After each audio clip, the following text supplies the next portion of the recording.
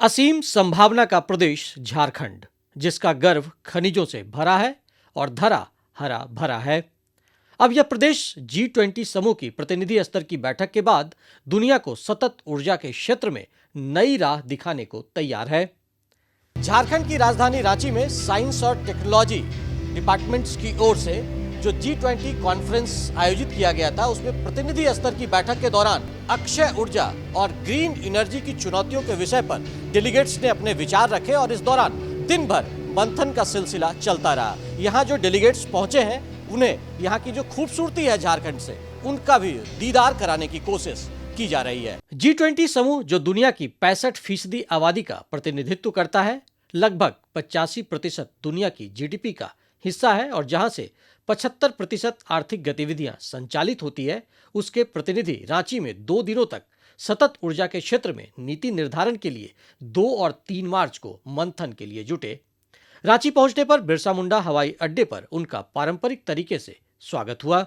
रांची में G20 देशों के डेलीगेट्स को साथ में बैठने का मौका मिला। फिर शुरू हुआ चर्चाओं का दौर, जो विभिन्न सत्रों में चला। मौके पर केंद्रीय विज्ञान एवं प्रौद्योगिकी मंत्रालय के सचिव डॉक्टर श्रीवारी चंद्रशेखर ने अपने स्वागत संबोधन में देश में जारी नवाचार गतिविधियों और अक्षय ऊर्जा के क्षेत्र में जारी कार्यों से डेलीगेट्स को अवगत कराया।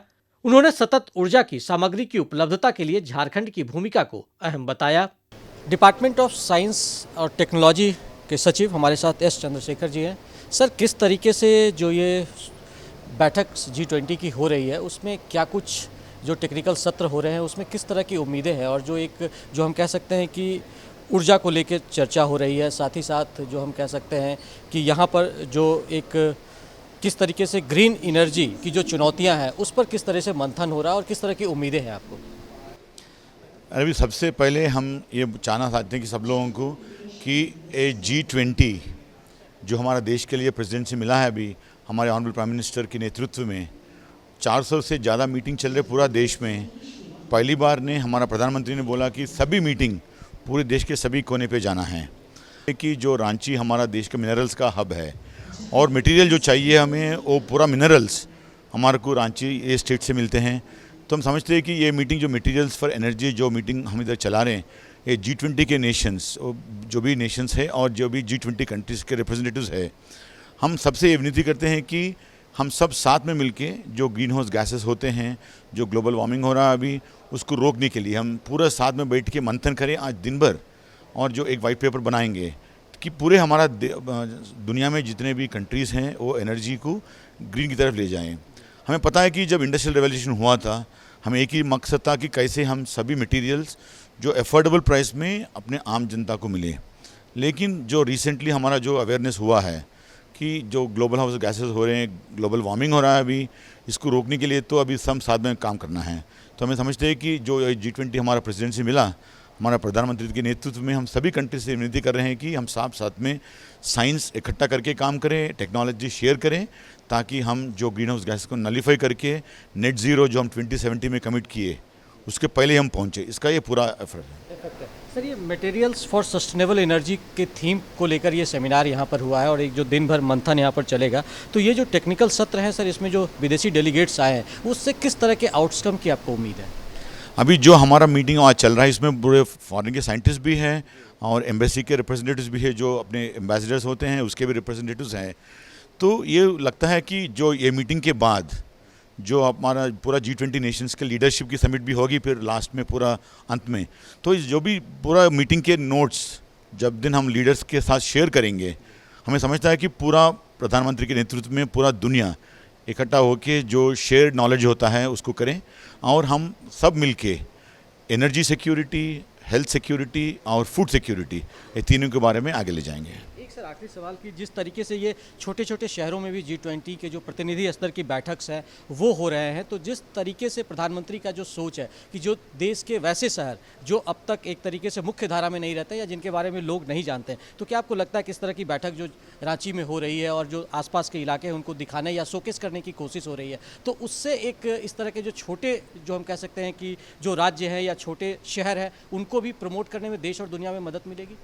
एक्चुअली जो हमारा प्रधानमंत्री के नेतृत्व में बोले कि पूरे देश के कोने कोने पे ये मीटिंग जाना है, इसकी वजह से हमारे फॉरेनर्स को भी जो एक्सपोज होगा कि हमारा देश जितना विभिन्न है, अब इससे वजह से सबको कल्चर भी दिखा रहे हैं हम सब लोगों को, और हमारा कमिटमेंट जो है ग्रास रूट इनोवेशंस के ऊपर वो भी दिखा रहे हैं हम।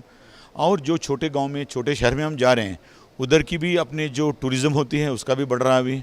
तो ये सब मिलके ये G20 ने एक बड़ा अवसर है और एक फेस्ट चल रहा है अपने पास। इस बैठक को CSIR की महानिदेशक N कलाइसेल्वी समेत अन्य विशेषज्ञ वक्ताओं तथा G20 देशों से आए प्रतिनिधियों ने भी संबोधित किया। Because basically the G20 logo itself is having a great vision that we all should have only one future, which could be achieved only through the concept of one family, Vasudhaiva Kudumbakam, because we have only one earth. India is abundantly blessed by metals, materials, mining value, as well as I would say minerals. Ranchi is very, very specially bestowed with this value in a much more abundant manner, and that's for its worth. I think leadership started thinking that a place which is already having a rich heritage with respect to this metal and mineral value, if at all we have the conference here, I think it's worth talking from here that what and all we have to do in terms of ensuring sustainable energy, for which materials are required. This generation materials, next generation materials, wherein a lot of metals and minerals are also required. Therefore, Ranchi is the place, apt place. सम्मेलन में 16 G20 सदस्यों, आमंत्रित अतिथि देशों और अंतर्राष्ट्रीय संगठनों के 21 विदेशी प्रतिनिधियों ने भाग लिया। 40 भारतीय विशेषज्ञों ने भी अपनी भागीदारी दिखाई। सम्मेलन का समन्वय वैज्ञानिक और औद्योगिक अनुसंधान परिषद CSIR नई दिल्ली द्वारा किया गया। इस बैठक में 2 मार्च को विज्ञान, प्रौद्योगिकी, नवाचार, अक्षय ऊर्जा, क्लीन एंड ग्रीन एनर्जी पर दिन भर मंथन हुआ ताकि सतत ऊर्जा की सामग्रियों की उपलब्धता सुनिश्चित की जा सके और 21वीं सदी की चुनौतियों के समाधान का मार्ग प्रशस्त हो। G20 प्रतिनिधि स्तर की बैठक झारखंड की राजधानी रांची में हुई और इस दौरान जो हम कह सकते हैं कि 2 दिनों तक जो विदेशी मेहमान थे और साथ ही साथ देश के जो मेहमान थे, उन्होंने यहाँ पर साइंस एंड टेक्नोलॉजी के विभिन्न पहलुओं पर चर्चा की। ग्रीन एनर्जी को जो चुनौतियां हैं उस पर यहाँ पर चर्चा हुई और साथ ही साथ अक्षय ऊर्जा का जो पॉइंट्स है उस पर भी जो डेलीगेट्स थे उन्होंने अपने विचार रखे। इस दौरान झारखंड की राजधानी को पूरी तरीके से दुल्हन की तरह सजाया गया था ताकि जो विदेशी मेहमान यहाँ पहुँचे हैं वो झारखंड की बेहतरीन यादें अपने साथ संजो कर ले जाए। साथ ही साथ जो झारखंड के USP है, क्योंकि झारखंड जो है वो प्रकृति की गोद में बसा हुआ जो हम कह सकते हैं ये पूरा इलाका है और यहाँ से जो लोग आए थे उन्हें प्रकृति का दीदार कराया गया। शाम होते होते विदेशी मेहमानों से मिलने झारखंड के मुख्यमंत्री हेमंत सोरेन भी कार्यक्रम स्थल पहुंचे। इस दौरान उन्होंने डेलीगेट्स के साथ औपचारिक मुलाकात कर उनका परिचय प्राप्त किया। रांची में डेलीगेट्स की मौजूदगी में 2 मार्च की शाम झारखंडी संस्कृति की सुगंध से सराबोर थी। विदेशी मेहमानों को झारखंड की संस्कृति से रूबरू कराने के लिए झारखंड के कलाकारों ने अपने पारंपरिक नृत्य से यहाँ की संस्कृति से विदेशी मेहमानों को परिचित कराते हुए शानदार प्रस्तुति दी। कार्यक्रम की शुरुआत लोक नृत्य से की गई जिसे विदेशी मेहमानों ने काफी सराहा। उसके बाद मांदर, नगारा और करताल की त्रिवेणी में कुड़ुख भाषा में गाए गए गीत आकर्षण का केंद्र बने। हम लोगों से पूछा कि ये जो पतरातू की बुकिंग है ये कैसे करवानी है, हम लोग डेस्टिनेशन वेडिंग्स यहाँ पे करवाना चाहते हैं, कैसे करवाएं। तो बहुत सारी लोगों में इंक्वायरीज थी कि हम कैसे झारखंड के टूरिज़्म को देखें। कल शाम को जो कल्चरल नाइट गाला डिनर हुआ जिसमें हमने 7 डिफरेंट डांस फॉर्म्स झारखंड के अलग अलग जो क्षेत्र हैं उनसे दिखाए हैं, उसमें लोगों को बड़ा उत्साह भी नज़र आया और लोगों ने बहुत इन्जॉय करा। तो आई एम श्योर कि झारखंड टूरिज़्म को इसकी वजह से बहुत बढ़ावा मिलेगा। तो जो G20 की बैठक हुई उससे झारखंड के टूरिज्म को एक नया आयाम मिलेगा और उससे बहुत ही ज़्यादा उत्साहित हैं टूरिज्म डायरेक्टर अंजलि यादव, जिन्होंने साफ तौर पर कहा कि किस तरीके से इन लोगों ने एक वॉर फुटिंग लेवल पर काम किया और उसका ये परिणाम हुआ कि जो जितने भी मेहमान यहाँ पहुँचे थे, चाहे वो देसी मेहमान हो चाहे विदेशी मेहमान, वो काफ़ी खुश होकर और उत्साहित होकर यहाँ से गए हैं। 2 मार्च को वातानुकूलित सभागार में चली बैठक के बाद डेलीगेट्स ने 3 मार्च को रामगढ़ के पतरातू लेक रिजॉर्ट जाने के लिए झारखंड की मनोरम वादियों का सफर शुरू किया। रास्ता सुगम और सफर दिलकश था। पतरातू लेक रिजॉर्ट पहुंचने पर G20 देशों के डेलीगेट्स का पारंपरिक तरीके से स्वागत हुआ जिससे वो भाव विभोर हो गए। यहां विदेशी मेहमानों के स्वागत का तरीका एकदम अनूठा और आकर्षक था। कईयों ने तो इस यादगार पल को अपने मोबाइल कैमरे में भी कैद कर लिया। विदेशी मेहमानों का पतरातू लेक पहुंचने पर कुछ इसी तरीके से ये जो खड़िया जनजाति समाज के लोग हैं अपने पारंपरिक नृत्य और जो उनके कह सकते हैं कि वाद्य यंत्र हैं उसके साथ इन लोगों ने उनका स्वागत किया। और ये जो देख रहे हैं आप तस्वीरों में, ये यहाँ के खड़िया जनजाति का पारंपरिक लोकगीत है और ये इनके डांस करने का तरीका, जिसके जरिए इन लोगों ने जो एक तरीके से कह सकते हैं कि झारखंड के फ्लेवर को देने की यहाँ पर कोशिश की। और झारखंड चूंकि जनजातीय इलाका है और यहाँ की जो संस्कृति है, कलाकृति है, वो काफी समृद्ध मानी जाती है। ऐसे में मेहमानों का इस तरीके से स्वागत होने से निश्चित तौर पर इसकी चर्चा देश और दुनिया में होगी।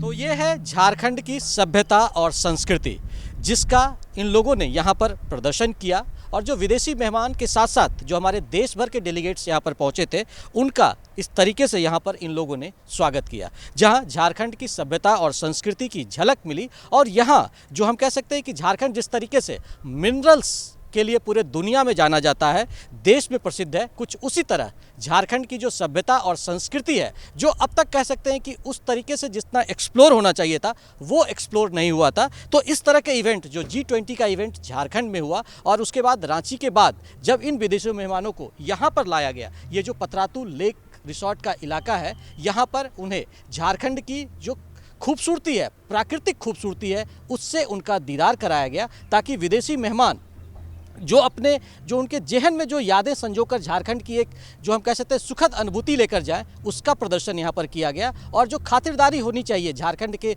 जो खान पान है, झारखंड के जो रहनो रिवाज है, उससे उनका स्वागत किया गया, ताकि एक जो आदिवासी जनजीवन में किस तरीके से पारंपरिक रीति रिवाज उनका चलता है, किस तरीके से उनके जो रहन सहन है, खान पान है, वेशभूषा है, इन तमाम चीज़ों का यहाँ पर प्रदर्शन किया गया। तो निश्चित तौर पर जो विदेशी मेहमान थे, उन्हें जो प्रधानमंत्री नरेंद्र मोदी की सोच है कि देश के तमाम जो शहर हैं वहां पर ये जो विदेशी डेलीगेट्स हैं वो पहुंचे। और भारत जो G20 की इस साल अध्यक्षता कर रहा है, झारखंड समेत तमाम जो देश के जो हम कह सकते हैं दूसरे शहर हैं, वहां पर कुछ इसी तरह की अनुभूति लेकर वो जाएं, तो निश्चित तौर पर इसकी चर्चा दुनिया में भी होगी और इससे आने वाले दिनों में पर्यटन की यहाँ पर असीम संभावनाएं भी पैदा होगी।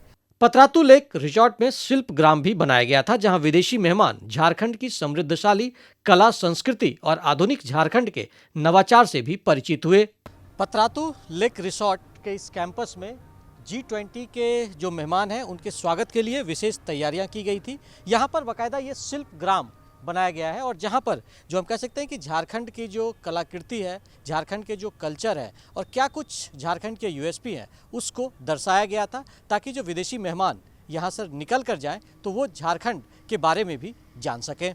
ये खूबसूरती पतरातू लेक रिसोर्ट की है, जहाँ पर आप देख सकते हैं कि ये G20 के जो मेहमान आए हैं उनके लिए one earth, one family, one future की जो परिकल्पना है, उसके साथ ये जो झारखंड की खूबसूरती है उसका प्रदर्शन किया गया है। यहाँ पर बाकायदा एक शिल्प ग्राम बनाया गया है, जो आप देख सकते हैं कि किस तरीके से जो हम कह सकते हैं कि झारखंड के ट्रेडिशंस हैं, जो यहाँ के पारंपरिक रीति रिवाज हैं, पारंपरिक खान पान है, उनके तमाम यहाँ पर स्टॉल लगाए गए हैं।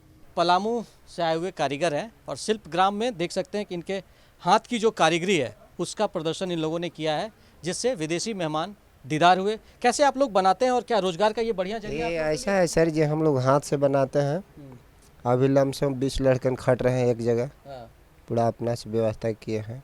हम लोग का सहयोग देने वाला एक लड़का है वहाँ उत्तर प्रदेश का, वही सहयोग दिया है, तो हम लोग अपना गांव में काम चालू किए, एक साथ मिलके काम चालू किए। बढ़िया रोजगार हो हाँ सर, हाँ बढ़िया, अच्छी आमदनी है इससे सर। हाँ सर, तो ये पलामू के कारीगर हैं। तो आप देख सकते हैं कि जो यहाँ पर शिल्प ग्राम में जो प्रदर्शन किया गया है कि झारखंड में किस तरीके से लोग जो है वो रोजगार के नए आयाम हर रोज तलाश कर रहे हैं। जो मिनिस्ट्री ऑफ ट्राइबल अफेयर्स के द्वारा काम किया जा रहा है, उनको शोकेस के लिए हम लोगों ने यहाँ पे कुछ जो ट्राइबल आर्टिजन के द्वारा बनाया गया है अक्रॉस द कंट्री, उसके सामान को शोकेस किया गया है, ताकि हमारे G20 डेलीगेट्स को ये जानकारी प्राप्त हो सके कि ट्राइबल मिनिस्ट्री के द्वारा क्या काम किया जा रहा है ट्राइबल के लिए।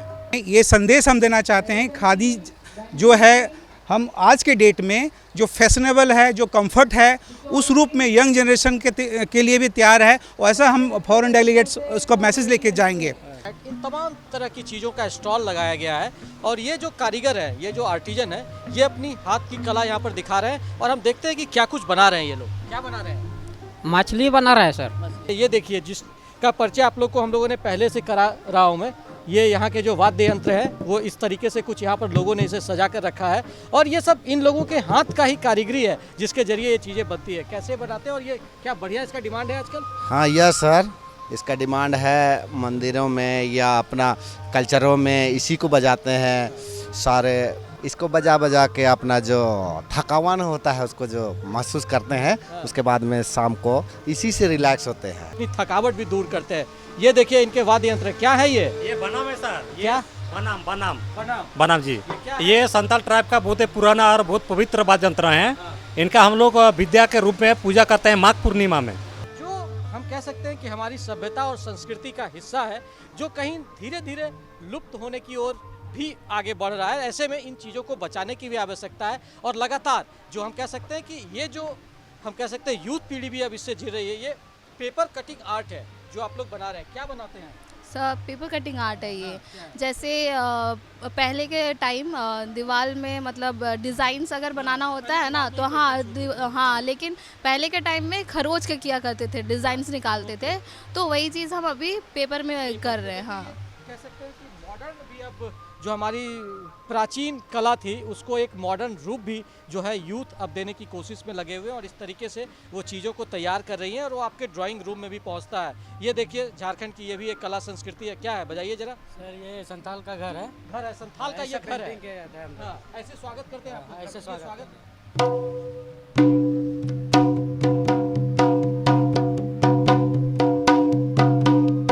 तो आइए आपको दिखाते हैं कि ये संथाल का घर है। स्वागत आप लोग करते हैं, आपके घर में कोई मेहमान आता है तो? ऐसे जोहार जोहार जी जी, जोहार। और फिर क्या होता है? हमारी जो पुरानी सभ्यता संस्कृति थी वो किस तरीके से नेचर से जुड़ा हुआ होता था। ये मिट्टी के दीवार होते थे और उसमें इस तरीके से पेंटिंग किया जाता था और जो गर्मी हो सर्दी हो सभी मौसम में वो घर में ना तो ठंड ज़्यादा लगती थी और ना ही ज़्यादा गर्मी की भी अनुभूति होती थी। आपको दूसरे स्टॉल पर भी हम लेकर चलते हैं जहाँ दिखाते हैं कि क्या कुछ यहाँ पर और भी जो झारखंड के जो यूएसपीज हैं उसको दिखाने की कोशिश की गई है। आइए हम देखते हैं। यहाँ पर देखिए ये सब ये मैट बनाने की कोशिश है। ये देखिए किस तरीके से ये महिलाएं यहाँ पर ये तैयार करती हैं। ये धागा क्या बना रही हैं आप लोग? ये हम लोग चटाई बना रहे हैं सर। चटाई बना रहे हैं। हाँ। तो मार्केट में डिमांड है इसका? हाँ डिमांड है। हाँ ले भी लेता है। ले भी लेता है। हाँ। क्या है इसमें?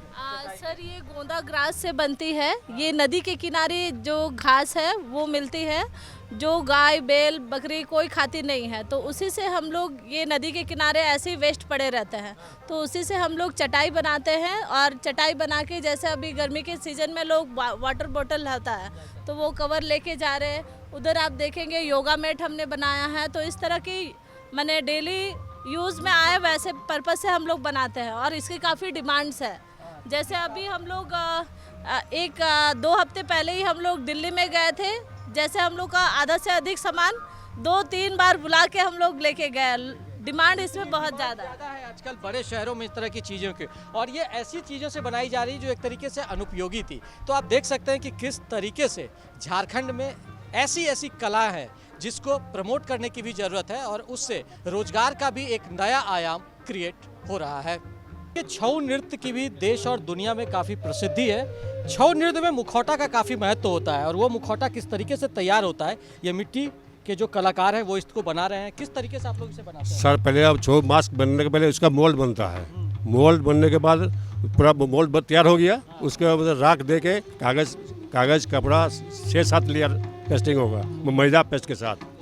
हाँ, तो ये इस तरीके से आप जो देख रहे हैं, ये जब इन्होंने इसको तैयार किया है मुखौटा, उसके बाद जो ये इसके शक्ल है वो कुछ इस तरीके से तैयार होकर आते हैं। जो नॉर्मली जब आप छऊ के डांस कहीं पर देखते हैं तो इस तरीके से वो उसके बाद उसकी साज सज्जा की जाती है और उसके बाद ये इस तरीके से उसका स्वरूप दिया जाता है।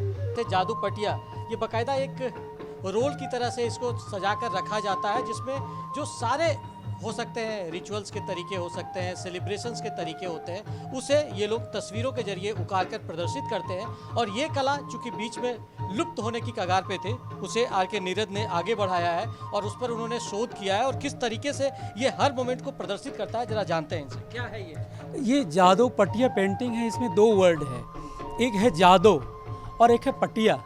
जादो उन कलाकारों को कहते हैं जो इसको बनाते हैं, ये संताली का शब्द है, और पटिया का मतलब हुआ स्क्रॉल। तो भारत की जो स्क्रॉल पेंटिंग की परंपरा है उसमें से ये है। तो इसके अंदर जब बनाते हैं, ये लुप्त हो गई कला थी, इसको फिर से पुनर्जीवित किया गया है। तो एक खास जादू लोग हैं जो इसको बनाते हैं, और इसको जब बनाते हैं तो उनके पास 8 से 9 विषय होते हैं, जिसमें मेन विषय है इनका कारामबिनते। यहाँ जनजातीय हस्तशिल्पकारों की कला का प्रदर्शन के लिए विभिन्न उत्पादों के स्टॉल भी लगाए गए थे। साथ ही ट्राइफेड और खादी ग्रामोद्योग की भी प्रदर्शनी लगाई गई थी। विदेशी मेहमानों में झारखंड के प्रोडक्ट को लेकर काफी उत्सुकता दिखी। उन्होंने स्टॉल से कई प्रोडक्ट की खरीदारी भी की और इसकी जानकारी ली।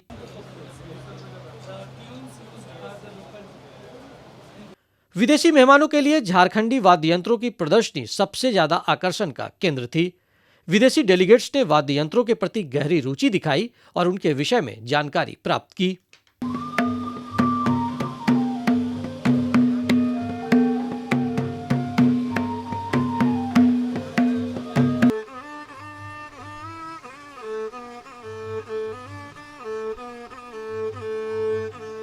G20 की बैठक में भाग लेने आए विदेशी मेहमान झारखंड की मेहमान नवाजी से गदगद दिखे।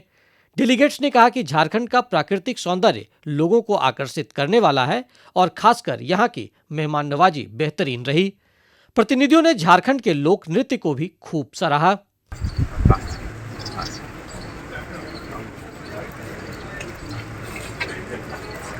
We need to disseminate this to the world.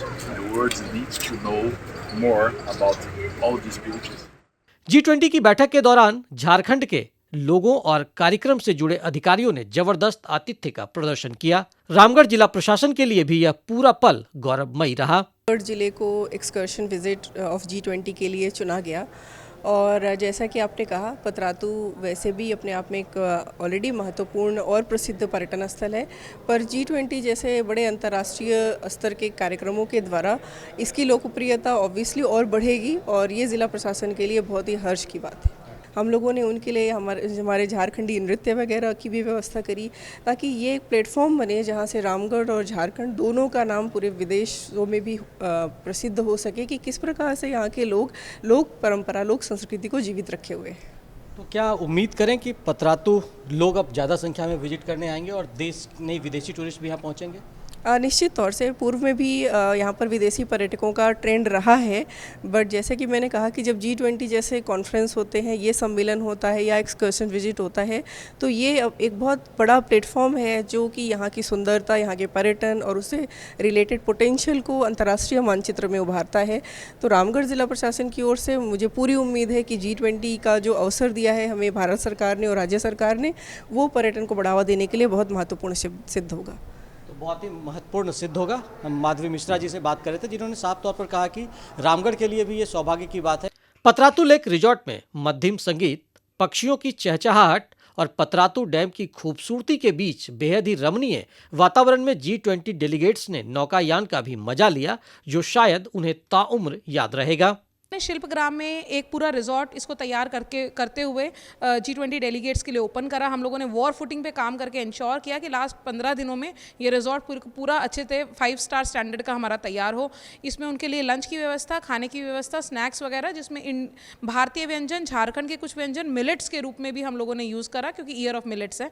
इसके बाद हम लोगों ने एक शिल्पग्राम का पूरा कैंपस तैयार करा है जिसमें हम लोगों ने 20 डिफरेंट स्टॉल्स बनाए, जिसमें हमारी वेरियस कलाकृति, हमारी संस्कृति को हम लोगों ने डिफरेंट रूप में प्रेजेंट करा। हमारे चित्रकला हैं, हमारे ट्रेडिशनल आर्ट फॉर्म्स हैं, उन सभी को हमने प्रेजेंट करा। इंस्ट्रूमेंटल म्यूजिक लगातार पीछे बज रहा था जिसकी वजह से लोगों को एक बहुत सूदिंग इफेक्ट आया।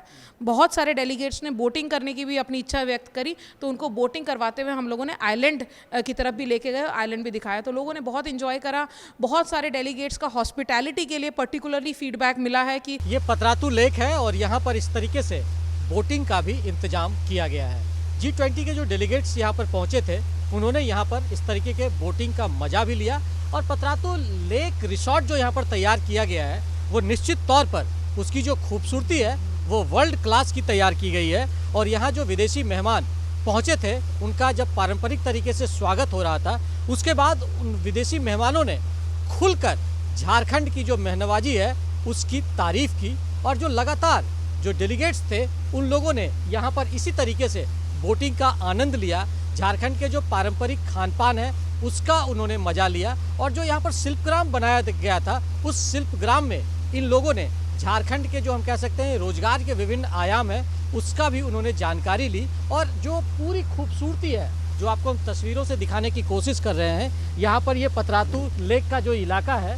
वो निश्चित तौर पर बहुत ही खूबसूरत है। और देख रहे हैं विदेशी मेहमान हमारे पीछे इस तरीके से यहाँ पर बोट से मजा ले रहे हैं झारखंड की खूबसूरती पर का। और यहाँ पर इस तरह के छोटे छोटे कई टापू भी है जिसका लोग दीदार करते हैं और खूबसूरती का फ़ायदा उठाते हैं। देखिए उस तरफ उतनी दूरी में किस तरीके से वो रिसोर्ट का एक नज़ारा पेश होता है, जिससे आपको लगता है कि सिर्फ आप पतरातू लेक में नहीं है बल्कि किसी आप बीच साइड पे भी पहुंच गए हैं। तो ये जो खूबसूरती है, इस तरह की बैठक का सिलसिला होने से, विदेशी मेहमानों के पहुंचने से और काफ़ी संख्या में डेलीगेट से पहुंचने से इस तरह के जो इलाके हैं उसे टूरिज्म के मानचित्र पर उभारने में भी मदद मिलेगी। और साइंस एंड टेक्नोलॉजी को लेकर जो बैठकों का सिलसिला हुआ उसमें कैसे ग्रीन एनर्जी पर फोकस किया गया था, उन तमाम बिंदुओं पर यहाँ पर भी जो डेलीगेट्स थे उन्होंने एक तरीके से चर्चा भी की और झारखंड की खूबसूरती की जमकर सराहना भी की।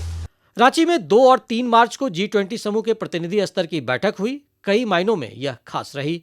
यह पहला मौका था जब झारखंड में एक साथ दुनिया के कई देशों के प्रतिनिधियों का महाजुटान हुआ। वजह भी बेहद खास थी और मकसद भी साफ था कि सतत ऊर्जा के लिए जो सामग्री के रूप में अमृत चाहिए वो सिर्फ खनिज गर्भा झारखंड से ही दुनिया को मिल सकती है। और भारत जो G20 की इस साल अध्यक्षता कर रहा है, झारखंड समेत तमाम जो देश के जो हम कह सकते हैं दूसरे शहर हैं वहाँ पर कुछ इसी तरह की अनुभूति लेकर वो जाएं तो निश्चित तौर पर इसकी चर्चा दुनिया में भी होगी और इससे आने वाले दिनों में पर्यटन की यहाँ पर असीम संभावनाएं भी पैदा होगी।